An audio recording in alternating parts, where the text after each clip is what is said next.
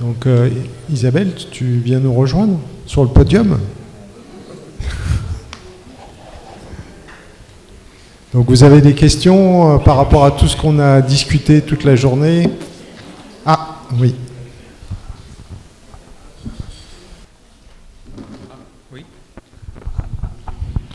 Oui, je posais la question, voilà, dans ma famille on était 10 enfants, sur les 10 enfants on était 7 garçons, sur les 7 garçons on était 5 atteints de nécessité, donc 2 aveugles et 3 malvoyants, et par contre j'ai une sœur qui devait avoir le gène, et elle n'avait rien, mais sa fille elle l'a pris.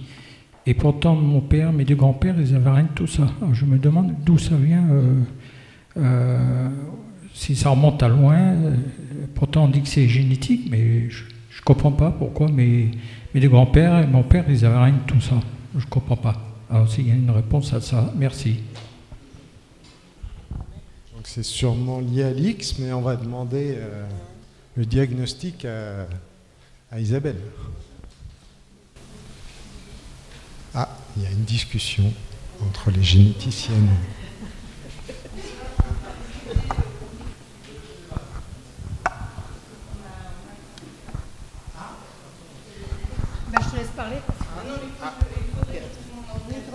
Ah bon, il faut l'aide de l'informatique. Mais visiblement, ça doit être lié à l'X, non, quand même? Parce que vu le tableau, non? Alors,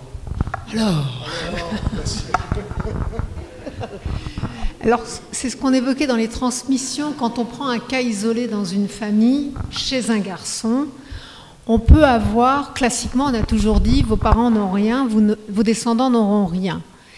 De fait, qu'on fasse ces études génétiques, ce qu'on a pu noter, c'est que quand il s'agit d'un garçon cas isolé dans une famille, on peut avoir un risque de 8% à peu près de transmission non récessive, alors que c'est un cas isolé. Et globalement, c'est plutôt en faveur de la transmission récessive. Pourquoi? Parce que le patient peut avoir, au stade de quelques cellules, créé la mutation dominante. Nos ancêtres n'avaient pas toutes les pathologies dominantes.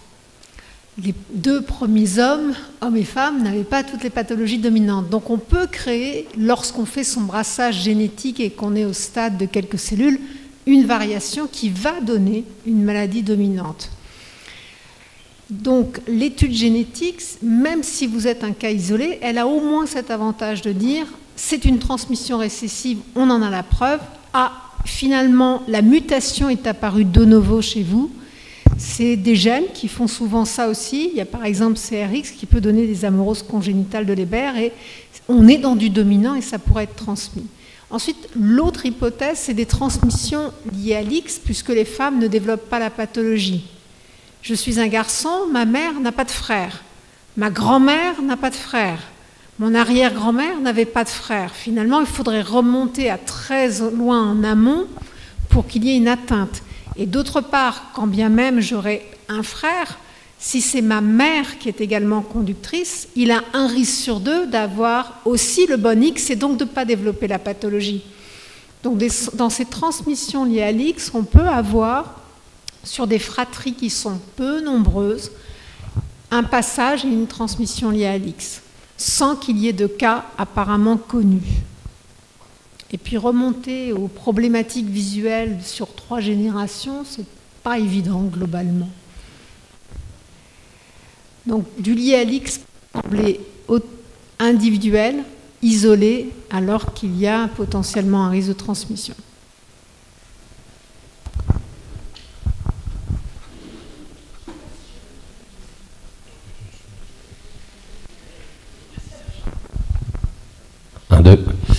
Moi, j'ai une question plus globale sur toutes les présentations qu'on a pu faire et qui est liée aussi à la difficulté de financer la recherche. Est-ce que dans toutes les initiatives qu'on a pu voir dans la journée, il y en a qui concernent par effet domino d'autres maladies et donc des passerelles avec d'autres associations ou d'autres fonds en se disant que ce qu'on aura trouvé pour la rétinopathie pourra aussi bénéficier à d'autres maladies et donc emmener plus de fonds, plus d'associations avec nous pour vous financer.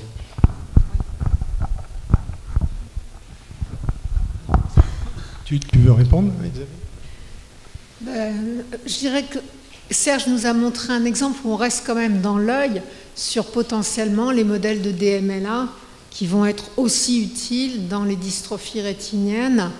La thérapie cellulaire aussi, où en fait Christelle montrait que actuellement c'est testé sur des patients qui ont une rétinopathie pigmentaire, mais potentiellement ça pourrait être utile aussi sur des patients avec des dégénérescences maculaires liées à l'âge, de même que l'optogénétique actuellement c'est testé sur des patients qui ont une rétinopathie pigmentaire très avancée, mais si on arrive à démontrer une efficacité, on pourrait penser qu'aussi les patients avec une DMLA pourraient être une cible future. Nous, dans l'approche pharmacologique, on se dit que en fait, il y a beaucoup de décollement de rétine et en fait, pour une démonstration rapide, ça serait peut-être plus facile de le faire sur des patients avec un décollement de rétine parce qu'il y a beaucoup de myopie et dans la myopie, il y a beaucoup de décollement de rétine. Donc en fait, il y aurait beaucoup de patients et en fait, la dégénérescence est sur un temps très très court, donc c'est facile, c'est plus facile de démontrer une efficacité. Donc en fait, oui, on voit que là, on a parlé de DMLA, de rétinopathie pigmentaire, de décollement de rétine. De la même manière, toutes les maladies type Stargardt, toutes les dystrophies rétiniennes en fait. De la même manière, tout ce qui est traitement, prévention de l'atrophie, de la forme sèche de la DMLA quant à l'extension de l'atrophie, c'est quelque chose qui pourra aussi se transposer dans la survenue d'atrophie maculaire, d'atrophie périfoveolaire dans certaines rétinites pigmentaires. Donc peut-être un autre moyen d'action possible. Donc souvent, en fait, toutes les pathologies des photorécepteurs, il y a quand même beaucoup d'éléments communs, en fait. Et du coup, sur la partie financement, c'est vrai que on s'adresse à potentiellement plusieurs sources de financement. Pour nous, effectivement, la thérapie cellulaire, alors sachant qu'il y a d'autres essais cliniques dans le monde avec des approches un peu similaires dans la dégénérescence maculaire liée à l'âge, de type sèche ou de type humide, donc c'est déjà le cas. Donc on sait que cette famille de pathologies est aussi éligible. Et donc c'est vrai que pour les financements, nous on a été financés par l'AFM Téléthon, par l'UNADEV, par des sources publiques. Et donc c'est vrai que ça permet effectivement d'aller chercher tout un tas de financements parce qu'on sait que c'est compliqué d'avoir des financements, surtout quand on arrive sur des phases d'essais cliniques qui coûtent de plus en plus cher et qui demandent d'aller chercher de façon large. C'est parfois aussi pourquoi c'est intéressant de développer des entreprises comme des startups, parce qu'en fait, elles vont lever de l'argent chez les financiers pour faire des essais cliniques. Juste une question un peu personnelle. En fait, donc j'ai une rétine pigmentaire liée à l'X. On était 4 garçons, donc on est 2 à avoir cette rétinite qui s'est exprimée différemment. Moi, j'ai eu une atteinte périphérique, alors que mon frère aîné avait une altération centrale. Comment on explique en fait que dans une même famille, il n'y a pas la même... Alors c'est connu pour le gène, dans les rétinites pigmentaires liées à l'X, pour le gène notamment RPGR, c'est connu qu'il peut y avoir dans la même famille, pour la même variation, et d'une famille à l'autre possiblement aussi, des patients qui vont avoir une rétinite pigmentaire caractéristique et d'autres apparentés qui vont dire « mais moi j'ai pas du tout la même maladie, vous vous trompez, moi c'est le centre qui voit pas ». La physiopathologie, on ne la connaît pas encore de la même façon quand on a des variations d'expression clinique ou dans une même famille, un frère va développer la pathologie, la sœur qui a aussi le même variant dans une pathologie dominante ne le développera pas. Donc oui, il y a des variations d'expression clinique et c'est assez évocateur dans les transmissions plutôt liées à l'X d'avoir certains qui vont développer une dystrophie des cônes, d'autres une rétinite pigmentaire Et souvent, dans les deux cas quand même, la myopie qui peut être associée et qui peut être évocatrice d'une transmission Lialix. Alors moi j'ai deux questions de personnes qui n'ont pas pu venir et qui m'ont demandé de poser. Alors la première c'est, elle a une DMLA sèche cette personne et elle voulait savoir si les traitements arrivent pour la DMLA sèche, puisque c'est que à ce jour pour la DMLA humide. Est-ce qu'il y a de l'espoir pour la DMLA sèche? Alors, dans la DMLA sèche, il y a quel est le processus de l'atrophie? Initialement, c'est décrit comme étant une atteinte périfovéolaire. Donc, à ce stade-là, dire je protège de l'extension de l'atrophie a du sens parce que je vais garantir ou prolonger encore plus la résistance fovéolaire. La fovéola, c'est le milieu de la macula, c'est ce qui nous donne le dixième. Donc souvent dans la DMLA, c'est des petits patchs en péricentrale qui vont petit à petit confluer avec le temps et puis à un moment donné s'étendre à la fovéola. À l'inverse, quand on a une atrophie choriorétinienne complète qui aura touché la fovéola, on est moins dans une stratégie ou de dire est-ce que ça a un intérêt d'aller protéger l'extension vers la périphérie. Alors oui, chez certains patients, quand cette extension de l'atrophie est importante, parce que plus l'atrophie va se développer, plus ils vont devoir décaler sur le côté de façon importante pour avoir une capacité. Donc si je décale de 300 microns, je n'aurai pas la même acuité visuelle que si je dois décaler mon point de fixation de 100 microns. Donc chez certains patients, même si la fovéola est touchée, ça a du sens de proposer ces traitements. Globalement, pour l'atrophie, c'est plutôt la voie du complément qu'on essaye de modifier. Et il y a des essais cliniques. Il y a des essais cliniques avec des résultats et je pense que c'est assez imminent. Est-ce qu'on pourra le transposer aux rétinites pigmentaires chez certains patients qui ont justement cette atrophie périfovéolaire? Je pense que des essais cliniques pourront se discuter. La deuxième question, c'est... Alors, attendez que je réfléchisse. Donc là, c'était pour la DMLA. Une personne qui a une rétinopathie pigmentaire et qui est suivie d'ailleurs à Montpellier, on lui a prescrit de la vitamine A. Et apparemment, le labo s'est terminé à la pharmacie, on ne peut plus lui donner de la vitamine A. Donc elle demande si c'est important elle est un peu déçue parce qu'elle a peur que sa vision baisse parce qu'elle ne prend plus de vitamine A. Alors ça, c'était de vieilles études, je crois qui remontent quasiment aux années 70, où il avait été proposé des doses de vitamine A. Ça mélangeait tous les types de rétinites pigmentaires, tous les modes de transmission, des sévères, des pas sévères. Il n'y a jamais eu ensuite d'autres essais cliniques. C'était cette idée où le cycle visuel, il utilise la vitamine A, donc est-ce qu'on serait protecteur, pas protecteur? Je dirais que dans toutes ces vitamines, trop de vitamines liposolubles est dangereux, puisqu'une overdose, entre guillemets, de vitamine A, vous avez un risque d'hypertension intracrânienne et donc de fusiller votre nerf optique. À l'inverse, un déficit en vitamine A, chez les sujets végans, végétariens, chez les gens qui ont eu des chirurgies pour la surcharge pondérale, le déficit en vitamine A va donner des signes simulant une rétinite pigmentaire, des difficultés de vision de nuit. Je vous rappelle qu'on l'a donné aux pilotes de la Royal Air Force pendant la Seconde Guerre quand ils allaient bombarder de nuit. Donc, trop de vitamine A, c'est dangereux. Pas assez, oui, vous pouvez avoir un déficit de votre vision nocturne. Mais dans les rétinites pigmentaires, aujourd'hui, ce n'est plus d'actualité de supplémenter en vitamine A. C'est à moi ?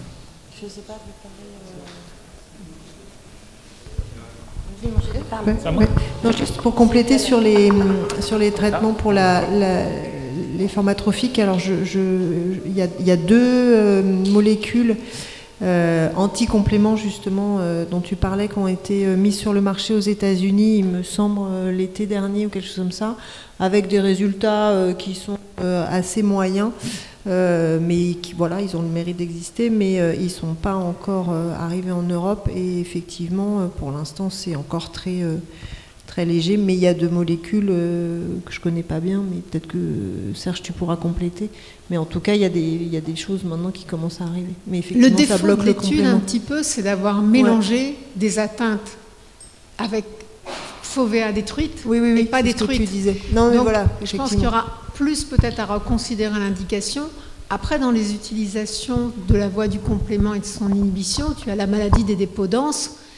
Et c'est quelque chose, c'est une pathologie rare qui peut donner aussi à la fois des dépôts rétiniens et une atteinte rénale, et pour lequel on a quand même une ou quelques patients, on est dans le rare du rare, qui ont été traités pour l'indication rénale avec des réponses ophtalmologiques tout à fait intéressantes. Et ces pathologies, quand on les suivait depuis longtemps, parce que j'ai commencé à Créteil à travailler sur les drusènes cuticulaires, on avait revu toute la cohorte suivie à Créteil, et à un moment donné, ils peuvent faire des dépôts centraux et ensuite de l'atrophie. Donc ça peut avoir du sens dans certains modèles. Et dans les rétinites pigmentaires, pourquoi pas? Parce qu'il y en a quand même un certain nombre qui vont développer cette atrophie péricentrale qui est extrêmement invalidante parce qu'on ne voit pas sur le côté, on voit pas et on revoit. Et le péricentral, c'est ce qui nous permet de travailler, c'est ce qui nous permet d'avoir notre environnement. Là, je prends la clé USB qui est là. Donc, il y a une particularité de certaines RP de s'aggraver fortement par cette atteinte péricentrale. Pour faire suite à ce que je disais tout à l'heure par rapport à l'atteinte donc familiale, j'ai 2 filles qui ont 15 et 17 ans et une nièce qui a 18 ans. Est-ce qu'il serait nécessaire aujourd'hui de faire une étude sur leur génome, sachant que mon frère est décédé, mes parents sont décédés. Moi j'ai fait l'étude, j'ai les résultats depuis 2022. Voilà. Donc on est bien d'accord que c'est le gène RPGR. RPGR, ORF15 et sa variation. C'est ça. Alors, ORF15, c'est un exon qui est très particulier. C'est là où il y a souvent ces mutations. Il est difficile à lire. Vos filles, par définition, si elles sont filles, c'est que vous leur avez donné votre X. C'est ça. Donc par définition, elles sont conductrices. Et elles ont quelques symptômes. Elles ont des remaniements rétiniens toutes les deux avec une atteinte du champ visuel. Alors, les femmes, classiquement, développent très peu la pathologie. Elles ont des signes de conductrice. Pourquoi? Parce que statistiquement, dans chaque cellule, elles vont neutraliser un des 2 X.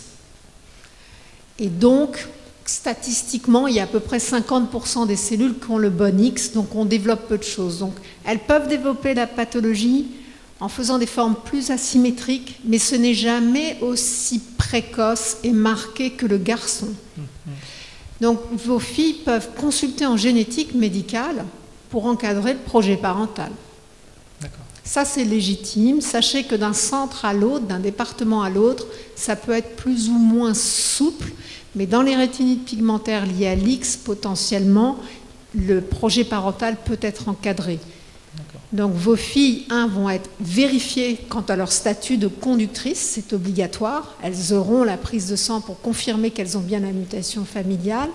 Et ensuite, il faut vraiment y aller par anticipation, parce que l'idée, c'est que dès qu'elles sont... Alors, elles font la demande de l'encadrement du projet parental, qui peut être soit en diagnostic préimplantatoire, soit diagnostic prénatal. Peu importe la méthode, il faut que ça puisse être proposé tôt. Donc il faut y aller à 18 ans. Ce n'est pas quand je suis enceinte de 2 mois. Donc il faut qu'elles soient connues, que tout soit vérifié, qu'on leur explique bien l'encadrement. Il y a 2 modalités. Le diagnostic prénatal, ça veut dire que la grossesse est enclenchée. L'objectif est à 10 semaines d'aménorer, de préciser quel est le sexe de l'enfant. C'est une fille, la grossesse se poursuit. C'est un garçon. On va vérifier son statut, puisque vos filles peuvent donner un X muté, mais un X correct, celui de la maman. Et dans ce cas-là, si le garçon est atteint, la grossesse peut être interrompue. L'idéal, c'est avant 15 semaines, parce que là, on rentre dans un avortement. Au-delà, ça sera un accouchement provoqué. Donc psychologiquement, c'est plus du tout la même chose. C'est pour ça qu'il faut vraiment le faire très tôt pour l'encadrement du projet parental. Donc dès 18 ans. Il faut qu'elles aillent en génétique médicale. Les délais sont longs, donc il faut qu'elles soient connues. Ça pourrait être dès maintenant. Pardon ? Ça pourrait être dès maintenant, 15-17 ans? Mineur, c'est plus problématique, mais ça veut dire j'anticipe sur un rendez-vous pour qu'elles aient réellement 18 ans quand elles le sont. En plus, elles sont symptomatiques, donc potentiellement, elles ont un peu le droit d'être traitées. Et c'est souvent des formes très modérées. Chez la femme, c'est assez exceptionnel qu'elle développe une... Bien. Merci. Pareil pour la transmission dominante, hein, c'est la même indication. Ça veut dire que, comme il y a des variations d'expression clinique, je peux ne pas avoir la maladie, mais la transmettre. Donc il est important que je sois en tant que futur parent testé. Est-ce que j'ai la mutation et je n'ai pas développé la maladie, ou est-ce que je n'ai pas développé la maladie parce que je n'ai pas la mutation? Si je n'ai pas la mutation, il n'y a aucun risque de la transmettre. Si j'ai la mutation, je peux transmettre à mes enfants dans un cas sur deux, et personne ne peut prédire si l'enfant développera ou ne développera pas la pathologie. J'ai vu cette semaine une famille, la mère ne l'a pas développée, la grand-mère ne l'a pas développée, mais l'arrière-grand-mère l'avait, et sur la fratrie qu'on suit, il y en a 3 qui l'ont sur 5. Et les 2 autres, on va les tester, parce qu'ils sont peut-être comme la grand-mère, comme la mère, et donc à risque de transmettre. Et ça veut dire qu'ils sont en droit d'encadrer le projet parental en tant qu'individu, en tant que couple, c'est quelque chose qui se décide, mais ils ont besoin de cette information sur le risque de transmission. Pour le récessif, une petite notion. Classiquement, dans la maladie récessive, les parents n'ont rien. Ils ont une copie altérée, une copie correcte. Un sujet atteint va donner une copie altérée obligatoirement, que ce soit celle du papa ou celle de la maman. Par contre, le conjoint est supposé donner une copie normale. S'il est de la même famille, il y a un risque que lui aussi soit, comme les parents, porteur d'une copie altérée. Et pour des gènes longs, UH2A, MU7A, dans la population générale, il y a peut-être une personne sur 40 ou une personne sur 30 qui serait porteuse. Et si par hasard je rencontrais cette personne qui est porteuse également hétérozygote, il y aurait dans ce cas-là un risque sur 2 que mes enfants soient touchés, alors que j'ai une maladie récessive. Donc pour certains gènes, et c'est récent, on ne le faisait pas encore il y a 5 ans, on ne le fait pas encore, on peut tester, par exemple pour le Stargardt ABCA4, pour UH2A, on peut tester les conjoints en amont pour vérifier leur statut, parce qu'on connaît mieux l'interprétation des variations. Il y a 10 ans, il y a certaines variations, on ne savait pas très bien les interpréter. Est-ce qu'elles sont bénignes, c'est la diversité entre nous, ou est-ce qu'elles sont potentiellement pathogènes? Donc on a beaucoup plus d'outils, et ça peut se discuter pour certains gènes longs, fréquemment impliqués dans ces rétinites, de dire on peut tester le conjoint. Et là, pareil, c'est dans le cadre d'une consultation génétique médicale, c'est dans le cadre de l'encadrement du projet parental. Ce n'est pas chez nous, ophtalmologistes. J'ai une question qui est double sur les freins. En fait, on a parlé beaucoup de freins à la recherche qui sont liés au financement. Je voulais savoir qu'est-ce qu'il en était des freins. Alors, d'une part, les freins liés à la rentabilité des traitements qui seraient proposés éventuellement, et est-ce que ça en est un ou pas finalement. Et l'autre, c'est par rapport aux normes françaises et ou européennes. Est-ce qu'elles sont justifiées? Est-ce qu'elles sont excessives et constituent un frein à la recherche et aux thérapies? Je pense que le principal frein qu'on a pu avoir dans les thérapies géniques initialement, c'est d'avoir transposé les critères d'évaluation de la DMLA. Et que c'était globalement une méconnaissance peut-être un petit peu des pathologies dégénératives. Dans la DMLA, j'ai des néovaisseaux, je fais de l'édème, du sang, on calme mon néovaisseau, la rétine va nettoyer mon édème, nettoyer mon hémorragie, et donc j'ai un gain d'acuité visuelle. Dans ces pathologies génétiques, c'est une perte de photorécepteurs lente, mais qui existe. Et donc, si je fais une thérapie, je suis déjà ravie de stopper la perte cellulaire. Ce n'est pas un objectif nécessairement d'amélioration d'acuité visuelle. Donc, les laboratoires se sont un peu protégés, je dirais, dans ce truc. Il n'y a pas eu de gain de 15Z. Mais oui, mais ce n'est pas ce qu'on veut, potentiellement. Ce qu'on veut, c'est arrêter l'évolution, maintenir la zone centrale et limiter, je dirais, l'extension du déficit du champ visuel périphérique. D'autre part, on n'a pas d'outils pour bien évaluer. Ce qu'on voudrait, c'est avoir une cartographie des photorécepteurs, de montrer que les segments externes sont merveilleusement bien alignés après le traitement, que leur densité ne se dégrade pas avec le temps. Je n'ai pas cet outil. Même l'OCT, où on vous dit votre rétine centrale, elle fait 120 microns au lieu de 250, c'est magique. On a une visibilité quand même. Ces bandes que Serge nous a montré chez le primate, c'est quand même la bande qui montre le couple épithélium pigmentaire photorécepteur, qu'il est en bonne santé. Mais ce qu'on veut pour prouver une étude, c'est d'avoir un test qui, à 2 ans, permet de dire, voilà, l'œil traité est potentiellement mieux que l'œil non traité. Partir sur des études à 5 à 10 ans, c'est un coup. Mal définir les objectifs primaires, c'est une erreur.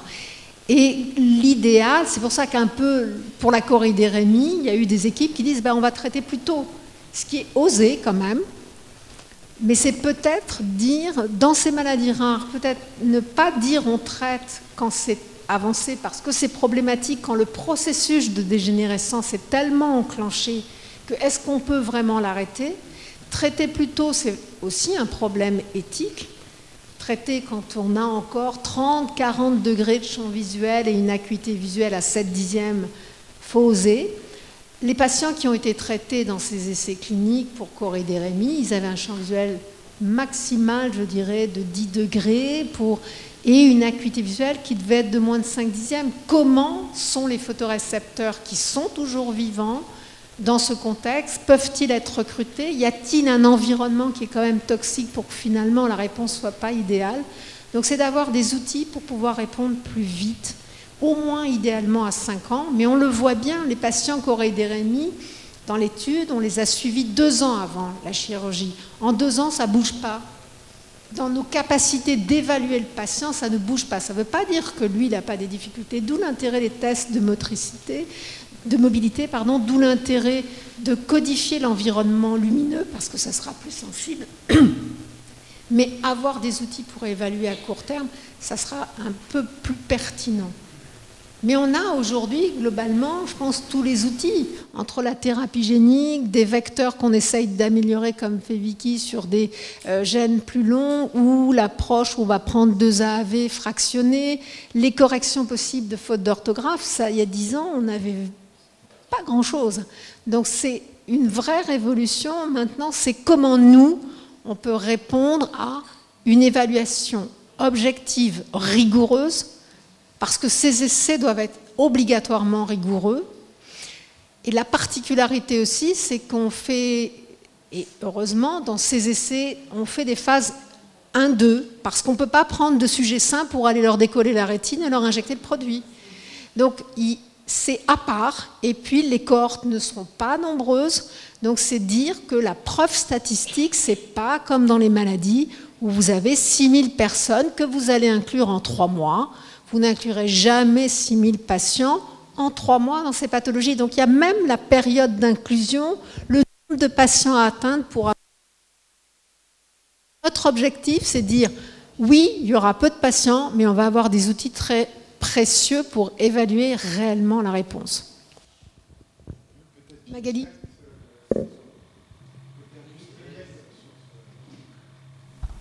Ça marche ?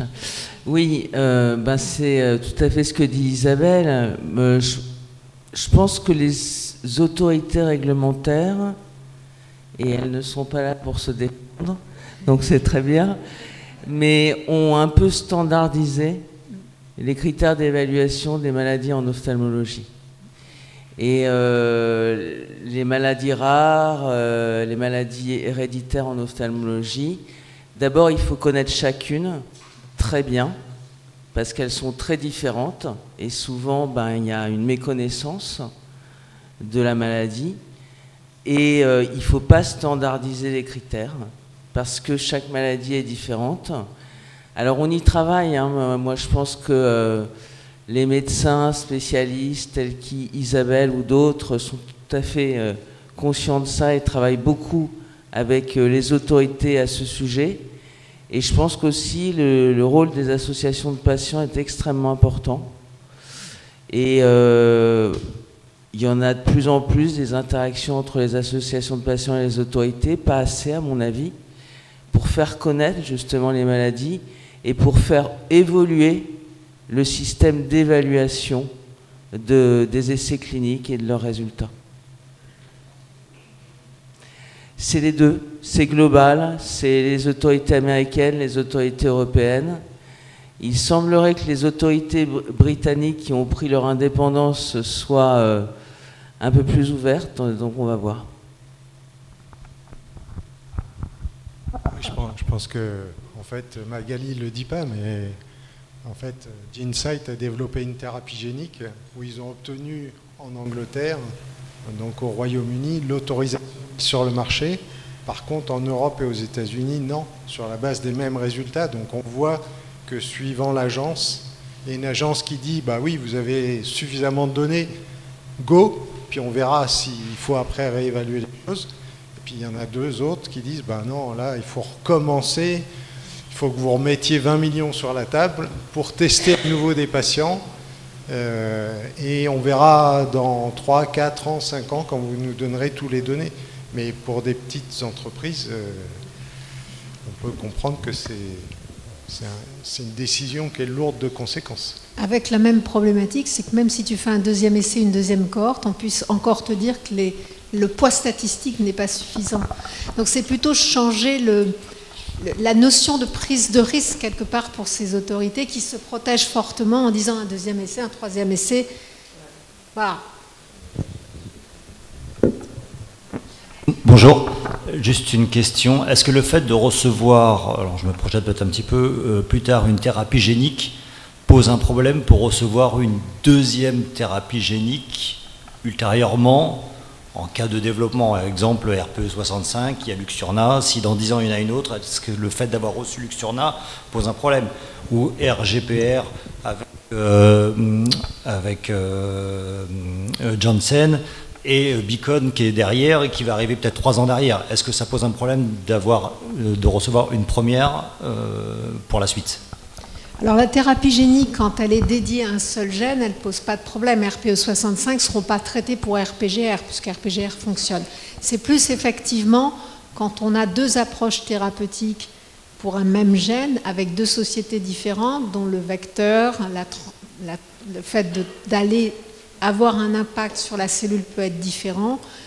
Là, vous me posez une colle. Classiquement, on fait quand même les deux yeux avec peu d'intervalle, mais pas dans les essais cliniques. C'est surtout le risque d'inflammation, parce qu'en fait, vous avez été mis en contact avec un virus, finalement, puisque le premier vecteur viral qui a été utilisé, il crée une réaction contre l'enveloppe du virus.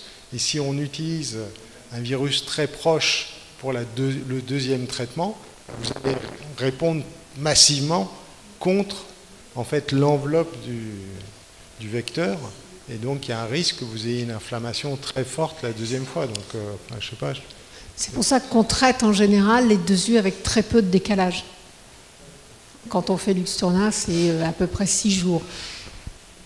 Et pour les essais cliniques, ça peut être un seul œil. Donc ça pose effectivement la problématique du deuxième œil s'il doit être traité lorsqu'il y aura un effet positif.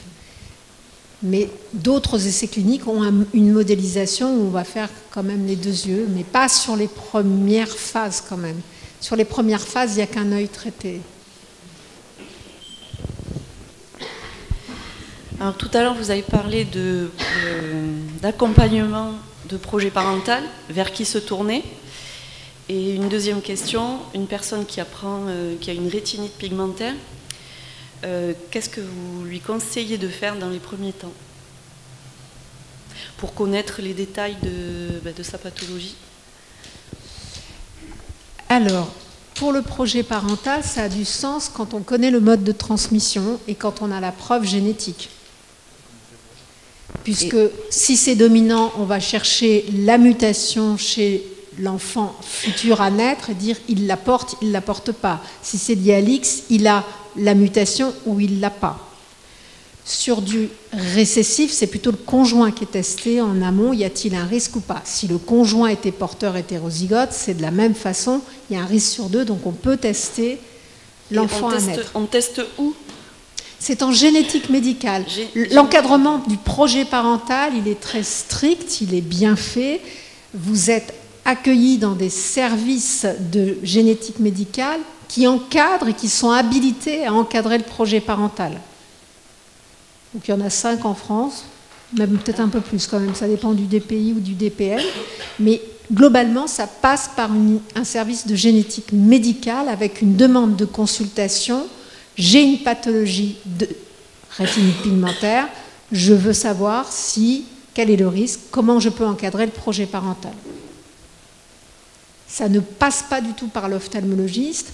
Et dans les formes dominantes, comme vous pouvez être porteuse du variant sans avoir la pathologie, de toute façon, il faudra que vous soyez testé. Et c'est dans le cadre de la génétique médicale. Pour la rétinite pigmentaire, les recommandations, donc je ne supplémente pas en vitamine A. Après, c'est des recommandations de neuroprotection, globalement, puisqu'on a quand même une atteinte sur ces neurones. Et c'est le bon sens, je dirais, d'avoir une alimentation variée, équilibrée, de privilégier les antioxydants, parce que dans ces phénomènes de souffrance des neurones, il faut se protéger avec des antioxydants. Ça veut dire tous les dérivés de la famille du chou, les fruits colorés, mais j'ai besoin aussi de bananes pour avoir du potassium, parce que mes neurones, ils dialoguent entre eux avec tous les ions possibles et inimaginables. Donc c'est une alimentation variée et équilibrée. Pour bien protéger le centre, il faut que j'ai un pigment xanthophile qui soit efficace. Pourquoi le centre? Parce que dans la fovea, il n'y a que les photorécepteurs. Les autres couches rétiniennes ont été reportées sur le côté. C'est ce qui donne le 10/10e. Et donc mes photorécepteurs, la nature est bien faite, ils sont protégés par ce qu'on appelle le pigment xanthophile, qui est dans cette aire où les photorécepteurs ne sont pas protégés par les autres couches rétiniennes. Et dans ce pigment xanthophile, vous avez différents dérivés des oméga, d'où cette supplémentation qu'on propose dans la DMLA, parce que la DMLA, c'est aussi la zone centrale. Mais dans les rétinites pigmentaires, si on veut préserver le centre, il faut avoir un apport, d'où l'intérêt de prendre du poisson 2 à 3 fois par semaine. C'est 100 grammes pour la dose proposée. Et faire du sport, parce que vous boostez vos mitochondries. Et booster vos mitochondries, c'est booster aussi vos propriétés antioxydantes. Donc ça, c'est quelque chose qui est relativement simple à faire. C'est bien pour notre cerveau, c'est bien pour notre cœur, c'est bien pour notre rétine.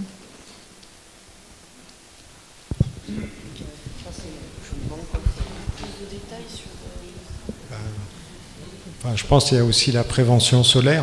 Il ne faut pas oublier de se prémunir de l'exposition solaire, parce qu'en fait, justement, les photorécepteurs ils sont très sensibles à l'exposition solaire. Donc c'est pour ça qu'il y a les fameux pigments maculaires qui sont des filtres de lumière, de la lumière toxique, bleue, violette. Et donc c'est pour ça que c'est important de prévenir toute atteinte. Et globalement, rappelez-vous que tant que vous avez votre cristallin, vous êtes mieux protégé. À partir du moment où c'est un implant, la filtration est moins bonne. Alors, dans les verres solaires, les patients souvent peuvent décrire « je vois moins bien, je ne les mets pas ». D'où l'intérêt des verres filtrants. Ils ne sont pas nécessairement plus protecteurs, entre guillemets, mais au moins, ils rehaussent les contrastes, les contours, et on les met plus facilement. Ces verres filtrants, c'est le sujet qui les choisit, ce n'est pas l'opticien. Donc c'est vous ce que vous aimez.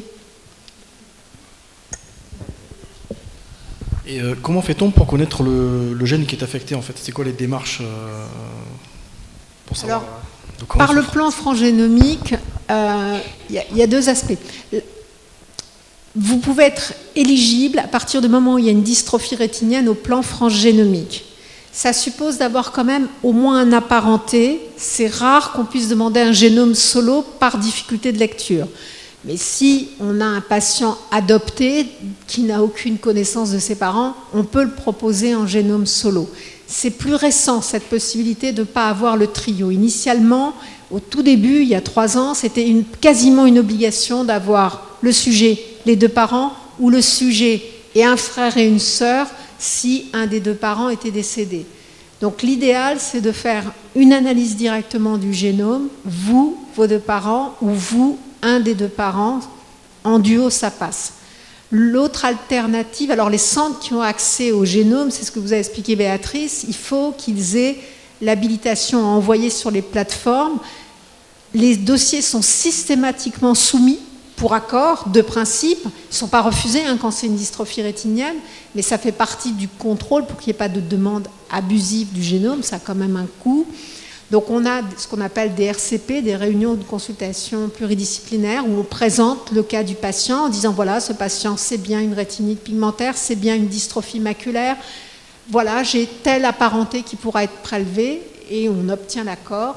Ensuite, vous serez prélevé et votre tube de sang est adressé sur ces plateformes. Donc il y en a une à Lyon pour le sud de la France et l'autre est à Paris pour le nord de la France. C'est un délai d'à peu près 1 an et ça passe plutôt par les centres de référence ou les centres de compétences qui sont accrédités pour pouvoir soumettre les demandes et qui sont accrédités pour les envois. Si pour une raison X ou Y, on n'a pas la possibilité d'avoir des apparentés, on peut nous faire des panels. Des panels ont un bon rendement, Béatrice vous l'a montré tout à l'heure, on a à peu près 75% de positivité. Le génome semble apporter un tout petit peu plus, mais pas de façon flagrante. Mais ces panels sont à la charge à moitié de l'hôpital. Ce qui veut dire que si vous êtes dans un hôpital où il n'y a pas de budget dédié, ça sera compliqué. Et ça incombe plus aux centres de référence ou aux centres constitutifs en France qui ont des budgets pour faire ces études génétiques. Pardon ? Alors vous avez la filière sans gène sur son site qui va vous les lister. Grosso modo, dans les centres de référence dédiés aux maladies rétiniennes, il y a Necker, les 15-20, Strasbourg, Lille, Montpellier. C'est les plus actifs, on va dire. Et je rappellerai simplement que dans les centres de référence, je le redis, c'est important pour qu'il y ait l'autre intérêt, au-delà du diagnostic clinique, de certitude, du diagnostic génétique, de certitude, du mode de transmission, faudra-t-il en cas de projet parental pour certains de ces personnes. C'est aussi une mission d'avoir des cohortes de patients dont on sait il a une mutation dans tel gène, dans tel autre gène. Et nous, notre mission après, c'est d'être en alerte pour les essais cliniques. Vous dire, ça serait pertinent de venir ici, ça serait pertinent d'aller là-bas, compte tenu de l'essai clinique qui est proposé. Et le dernier point que je voudrais vraiment dire aussi, je vous avais préparé un petit support diapo, c'est pas le projet parental, on l'a évoqué, mais dans ces centres de référence, on fait un suivi tous les 3-4 ans. On ne fait pas un suivi annuel, mais ce suivi annuel, il reste important. Pourquoi ? Parce qu'avec l'âge, on a tous un risque de glaucome. Qu'on est, alors, a fortiori s'il y a une histoire familiale, mais le glaucome, c'est sournois. Vous n'aurez aucun signe d'alerte. Donc si vous ne voyez pas d'ophtalmologiste pendant 10 ans, je peux vous voir 10 ans après et vous dire, mince, votre tension est élevée, vous avez fusillé votre nerf optique. Or, le nerf optique, on a vu, pour l'optogénétique, c'est utile. Pour, de toute façon, acheminer le signal visuel, ça reste utile. Donc, au moins une prise en charge régulière par un ophtalmologiste de ville, ne serait-ce que pour la tension oculaire. Il n'y a pas de signe d'appel, sauf l'altération du champ visuel. Comment vous différenciez une altération du champ visuel sur une altération sur un champ visuel déjà altéré ? D'autre part, c'est pour la cataracte aussi. Il y a un moment donné où cette cataracte est beaucoup plus précoce, elle est souvent centrale, elle va majorer la photophobie et ça peut être légitime d'opérer. Et puis aussi la survenue d'un édème maculaire, qui est souvent plutôt à la phase initiale de la pathologie, pour lequel on peut proposer un traitement. Et ça, l'édème maculaire, il n'y a pas toujours une corrélation entre l'acuité visuelle, l'édème maculaire, ça peut être traité. Donc un suivi annuel, il me paraît indispensable. Ce n'est pas suivre votre pathologie nécessairement, mais c'est suivre ce qui pourrait impacter aussi le devenir de votre prise en charge.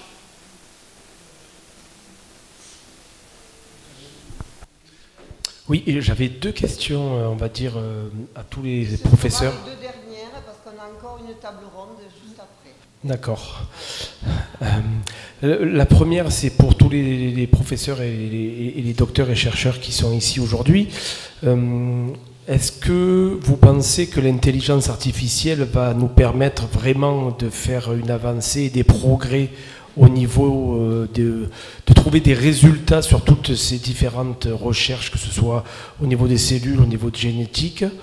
Et ma deuxième question, ce serait une question pour essayer de rendre optimiste tout le monde. Est-ce que vous pourriez nous donner une vision à 5 ou 10 ans? Est-ce que vous seriez capable de nous dire si vous pensez qu'on va trouver quelque chose au moins pour stopper l'évolution de la maladie? Voilà. Je sais pas, sur l'intelligence artificielle, il y a deux choses. Déjà, il y a une première chose, c'est pour essayer d'anticiper l'évolution de la maladie. En fait, comme l'imagerie est de plus en plus résolutive, l'idée c'est qu'on puisse essayer d'estimer quelle va être votre courbe de progression.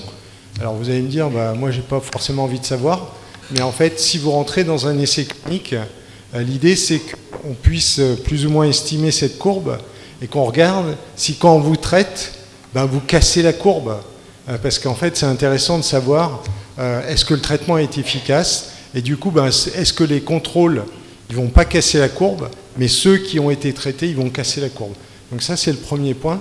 Et le deuxième point, ce qui serait intéressant, c'est que les cliniciens ils catégorisent les patients. Tout à l'heure Isabelle elle vous disait il y a des patients ils ont une atteinte fovéolaire, d'autres plutôt périphériques, et pourtant ils ont le même génome. Arriver à faire l'intelligence artificielle, elle va peut-être être capable, si on le fait sur beaucoup de patients, d'arriver à comprendre qu'est-ce qui fait que dans un cas il y a ça et pas dans l'autre, et arriver à faire des groupes de patients en disant si vous avez telle chose, en fait le meilleur traitement où il y a quelque chose qui prévient cette évolution, et d'arriver en fait à utiliser des masses de données pour arriver à sortir. Et puis aussi que dans les hôpitaux, le jour où ils ont des IA qui marchent, même si tous les médecins ils sont partis quand il y a un patient avec une maladie rare particulière qui vient, de rechercher dans les données et de sortir que ce type de maladie, il n'y a que ce traitement qui marche. Donc en fait, arriver à sortir des données massives, éventuellement un tout petit truc que tout le monde avait oublié, parce que il y en a qui ont des encyclopédies dans la tête, mais s'il n'y a pas la personne comme ça dans le service donné, en fait l'IA pourrait le faire.